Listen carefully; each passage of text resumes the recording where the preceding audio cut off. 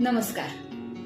नवरात्रीचे 10 दिवस आपण आतल्या शक्तीचा शोध घेत एकत्र प्रवास केला आणि आज दसरा म्हणजेच विजयादशमी म्हणजेच वाईटावर चांगल्याचा विजय, अंधारावर प्रकाशाचा विजय आणि सर्वात महत्वाचा मनातली भीती, शंका, मर्यादा यावरचा विजय.